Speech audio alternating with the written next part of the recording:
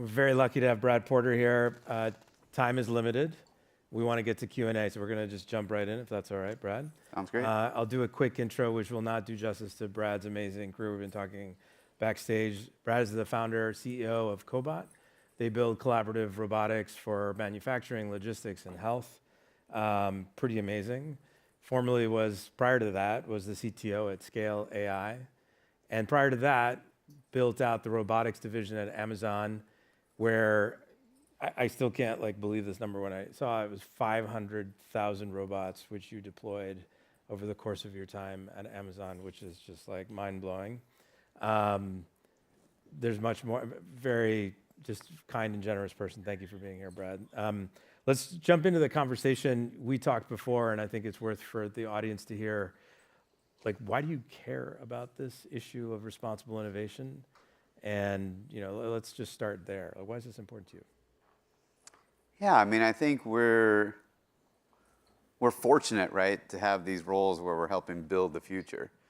But we have to be intentional in thinking about what's the future we want to live in, and so I spend a lot of time thinking about this topic. I think it's very hard to predict the future and to predict some of the both positives and the consequences of your technology. But I think it's important to be thoughtful about it as you develop, as you build teams, as you build cultures, as you build technology, and as you change the world and society. How are we hopefully making it better? Yeah.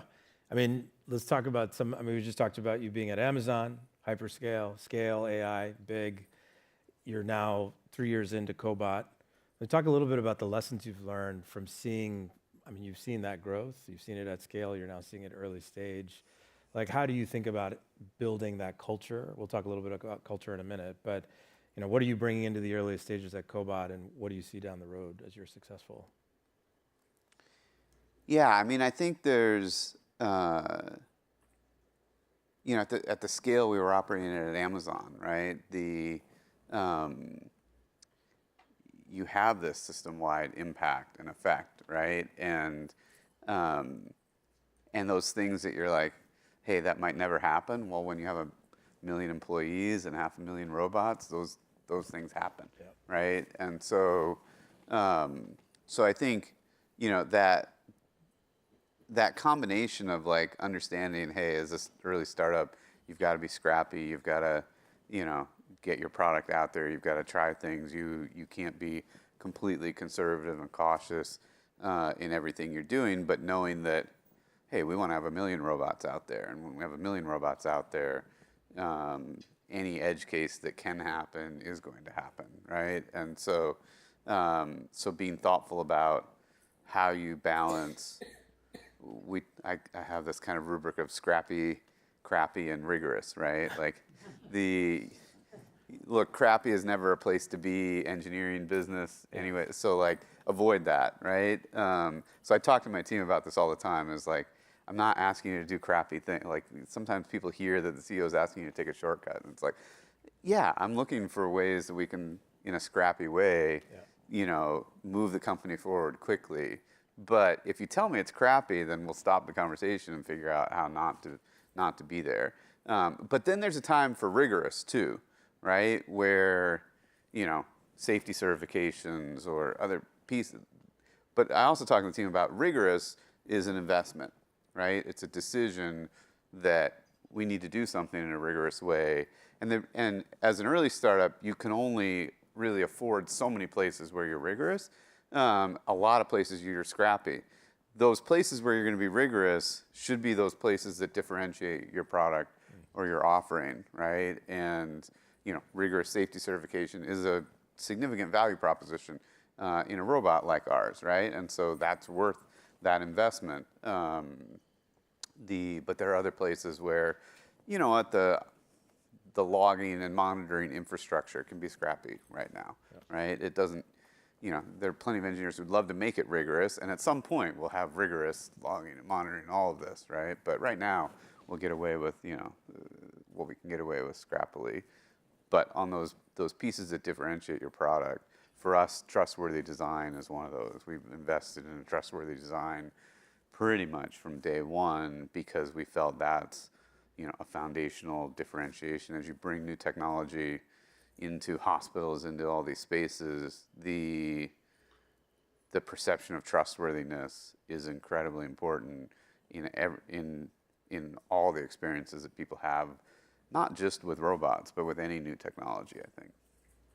Let's spend, it's a good segue into talking about trade-offs, but before we do that, let's talk a little bit about what you're building. You shared a milestone backstage that I think the audience should hear about. So tell us a little bit more about what you're building at Cobot and what happened yesterday. Yeah, we're developing a mobile collaborative robot. So some of the genesis of this is just, I led robotics for Amazon. We looked a lot at where humanoid robots might have potential. We found a lot of use cases where they might have potential, but then asked the inverse question, if we were to solve these process paths from first principles, would you use a humanoid robot?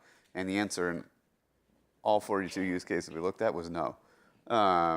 You would use something that has wheels, because in commercial environments, you have flat floors, right? You would use something with a lower center of mass because you want the stability, you want the safety, you want it not to fall over. You'd use something with fixed mount sensors, right? You wouldn't have the sensing on this head wobbling around like that. That's not a great way to get stable perception. And you'd have something that was really strong because, humans get away with lifting a 40-pound tote but struggle with it, right? And you don't want a robot that's struggling with that. And humanoid robots don't actually have the strength of humans. And so how would we build a robot that could do those types of tasks, those type of kind of human scale material movement that had all those features we were looking for: stable sensing, really precise mobility, low center of mass, very strong. And so that's what we built. We built a robot called Proxy. It's 6 foot tall. It fits through a doorway, so it's about 26 inches by 26 inches. It can lift over 200 pounds. It can pull carts over 1,500 pounds. And so we have these robots deployed with Maersk, the global shipping company, moving carts and transload operations, but we also have it deployed with Mayo Clinic.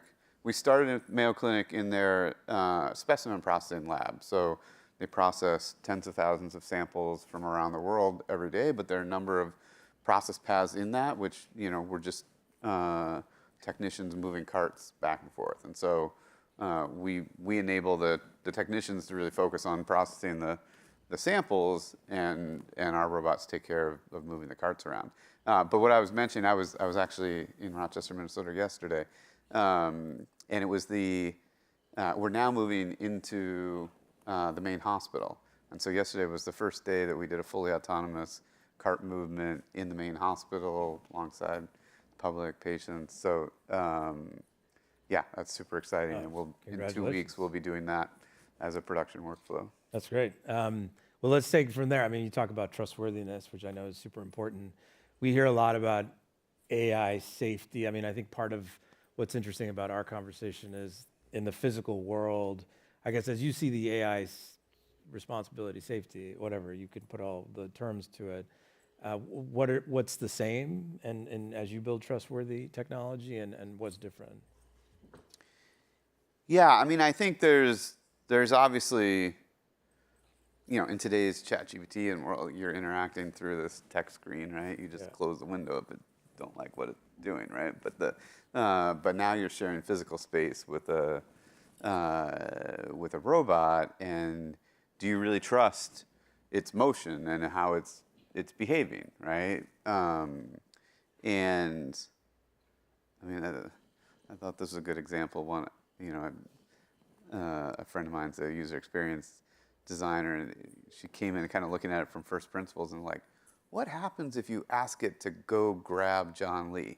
Like, does it physically grab him? Does it, semantically, what do you, and so the semantics of language and how they interact with the physical world have more consequences, right? And so I think as we think about fusing large language models, vision, language action models into robots and into perception, there are going to be edge cases that that are, sometimes socially awkward, sometimes be funny, sometimes risky, right? And so we think a lot about, trustworthiness in every element of what the robot does and how it communicates, even visually how it communicates. One day we rolled out a new feature where we have a number of LEDs on the system. They're colored LEDs, where the LEDs blinked red for about 5 seconds, right? Every associate in that Maersk building was like, "What's wrong?" Right? And we rolled that feature back instantly. We're like, no, it can't blink red. Like, Terminator's here. yeah, and they weren't scared of the robot. They were actually like empathetically worried about the robot. It's something, or is there an emergency, right? And it's like, oh, we signaled the wrong thing. But you have to think about those elements. We added something recently to the robot. When the battery's low, the proxy just says, my battery's critically low, I need a new battery, right? But it's funny because we just had one sitting in the office, and it started to say that. And one of our executive assistants like ran back to the engineering lab and was like, proxy needs help, like what's going on, right? And so anyhow, you can, this idea that robots are like, we have an empathetic response, particularly as these robots behave more in ways that are in some ways are human-like or can communicate. And I think that's both a very powerful thing and a thing we have to be very, very careful with. Wow. I actually want to just pivot on that, just to go back to the customers, because we hear from a lot of startups about the challenge of you're selling into health systems, very established. They may not know sort of what to ask. When you're demonstrating that trustworthiness, like how much of that is you proactively sort of in your go-to-market, frankly, giving them that assurance, and how much of that is them saying, Brad, this is what we really need, prove it? I mean, if you look at our messaging, our branding, our website, like, because I've been adamant about this in day one, everything's about trustworthiness, right? Everything's from a foundation of trust. And you'll actually see me sometimes like calling out other robotics founders when they like put a robot arm with a blowtorch and try to, cook a Thanksgiving turkey. I'm like, that's not helping anybody. Right. I mean, it's fun, but it's fun in like a very 14-year-old way.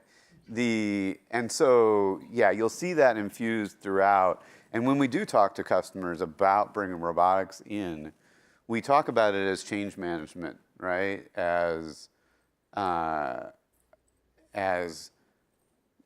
both like helping staff and the teams really understand the capability this robot's bringing and how it's going to make, the function of that lab or that warehouse or, even perform even better. And when we do that, the teams are motivated, everyone's excited about it. But if you do that poorly, then people rightfully push back on, why are you bringing this technology in? How is this making anything better? And so you have to be proactive, and we do work with customers a lot on how to signal those and how to have those conversations. Has anything surprised you about that feedback, where you're like, oh, that's not right, but I guess we have to dispel that, or vice versa, where you're like, okay, we had a blind spot there? Well, so I learned a lesson at Amazon around how operators of these warehouses and systems think. And so we were doing a deployment of a new drive-based sortation system for Amazon, the first one at a facility in Denver. And I went and visited, and I'd been following the program from my office in Seattle. I've been following the program, and everything looked green, everything looked on track, but I wanted to get down there to see it. And I caught up with my team before, and they were like, yep, everything's green, everything's on track. And then I met with the GM for the building, and he was like, I don't think this program's like, I don't see anything happening, right? Like it's not moving ahead. Like I don't think this is on track. I don't really trust the team you have on this. And I was like scratching my head understanding why. And what I eventually figured out was that, and this is a conversation I had with my own, like, I realized my own team at Cobot had this blind spot when we first went into Maersk. Our software engineers thought, because we set up a 3-month kind of testing window before we went into production, they thought that they would show up for a day or two a week, test the robotic system, and then go back to their offices or home offices and continue software development on the system. And I said, actually, no, we're going to get there at 8 a.m. every day, and we're going to work till 5 p.m.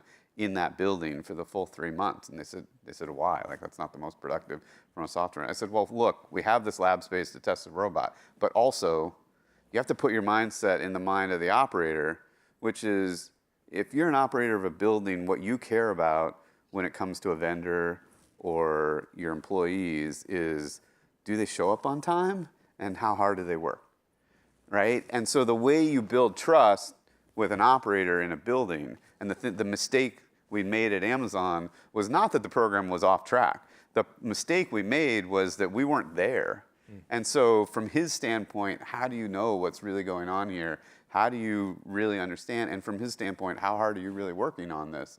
And so I'd learned that lesson at Amazon, and so we adopted that at Maersk. We showed up every day. We're there every day still, and that is what signaled trust. Like, you understood what they care about, which is, look, are you diligent? Do you show up on time? Do you work hard? And that's what they value, and so that's what we communicate. Yeah, it speaks to the communicating with impacted sort of stakeholders that we talked about earlier today. Yeah, please. It's also why you don't want a robot sitting on a battery charger, right? Because, I mean, you have a bunch of people who are working their tails off every day, and you've got a robot just sitting there on a battery charger not doing anything, right? It just looks idle. It looks like it's not doing work. Swappable batteries is a solvable technology, so you just swap the batteries and have the robot keep working. But yeah, those little things go a long ways. Like, people don't realize that the fact that a whole bank of robots is sitting there on it causes the team and staff to be like, those are lazy robots, right? And yeah, so you have to build trust in kind of everything you signal. You mentioned something earlier that I want to touch on, which is, was it Scrappy, Crappy, and Rigorous, which speaks a lot to trade-offs. And one thing we hear a lot with and talk to founders a lot is about, like, responsible innovation to us is not perfection. You're not chasing perfection, and it's not zero risk. So you're constantly, like, having to sharpen that muscle, build that muscle. So, I mean, either an example you can share from Cobot, or just sort of generally, like, how you approach that and how you might coach founders to think about that. Thinking about the trade-off. The trade-off, like, where there may not be a clear-cut answer, or even between Scrappy and Rigorous. Yeah, I think, no, I think there are always trade-offs. I think, I do come back to, is this differentiating the product, right? Or is this differentiating the company, right? Like, we're debating a 3-year-old startup, 100 people. How rigorous should our, peer feedback performance process be, right? And, to some extent, the question is that process differentiating Cobot from some other startup employer? Probably not, right? Now, is it a good best practice that we're giving people some feedback in a somewhat structured way? Yes, but, we shouldn't spend, big tech companies can spend 6, 8, 12 weeks in that process. We should figure out how, like, the average time commitment for the team, like, you just balance. What do you think is the right time commitment for the team? And you say, you know what, like, 90 minutes to 2 hours per employee is about what we want to invest in this process. So how do we make the feedback mechanisms light enough weight? How do we make the review process simple enough where we can get people meaningful feedback, but with a kind of bounded amount of time, effort? And so, that's, I think a lot of it's kind of right sizing and saying, is this differentiating, or is this just, a core thing? And just asking yourself on everything, which is, anything in a startup, speed matters, time is dollars, right? In in a startup, and startups are always running in the negative kind of at the beginning, and so anywhere where you decide to invest time, you want to get kind of some level of compounding return on it. And again, I think responsible innovation can differentiate your product in a significant way. And I think the right process, we invest in a great interviewing experience. We do think a great interviewing experience differentiates us in our ability to close candidates. And like our interviewing process, our closing process, we have an over 90% close rate on candidates we make offers to. That differentiates us as a company, and it saves us time. You know what? I've been at companies where we had a 50% close rate, and it's twice as much recruiting effort for the whole company, right? And so again, looking at things through that time lens, through that differentiation lens, and saying, how do we do the right level of investment to achieve the outcome we're trying to reach? All right, last question for me, and then we'll open it up. I know you write a lot about it. You obviously are on podcasts and doing videos, culture, high-performing culture. You've been, again, scale, Amazon. Amazon's like, I don't know, it used to be 14 principles. I don't know what it is now. Talk a little, I know it's important to you. Talk a little bit about how you're building it right now. Yeah, I think like one of the things I was most excited about with being a founder was I felt like I was often trying to influence the culture around me. And I think I did influence the culture in a significant way at Amazon, at scale, at the Netscape and Tell Me before that.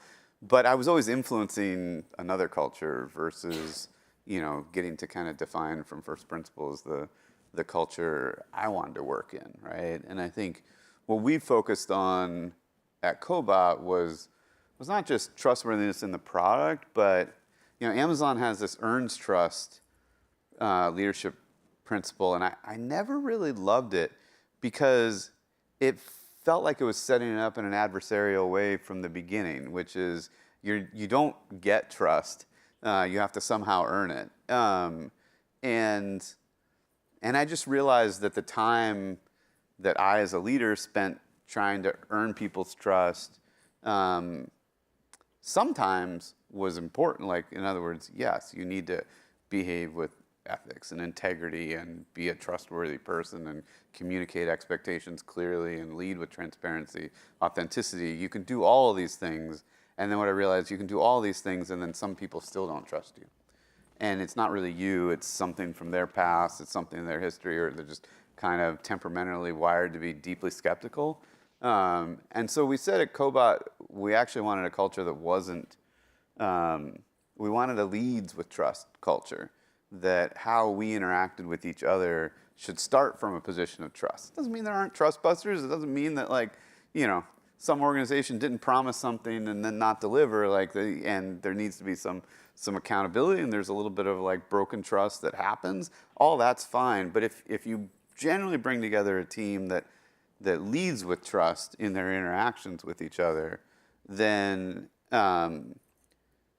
you re-heal to trust. And everyone, every HBR article you read will tell you that high performance teams are high trusting teams, but then they try to put all that responsibility on the manager to create that trust context, and they don't always look at the inputs, which is, do you have a team that leads with trust in their interactions, or have you brought in some folks who just lead with skepticism in kind of how they work? Now, the interesting phenomenon though is as in pulling in people who lead with trust, we've also brought in people who are generally high EQ, high levels of empathy.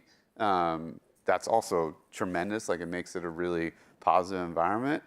But there's a bit of maybe not always sharing the feedback, right? Not always being, and so having to kind of go back to the culture and say, okay, this foundation of leading with trust is what we want.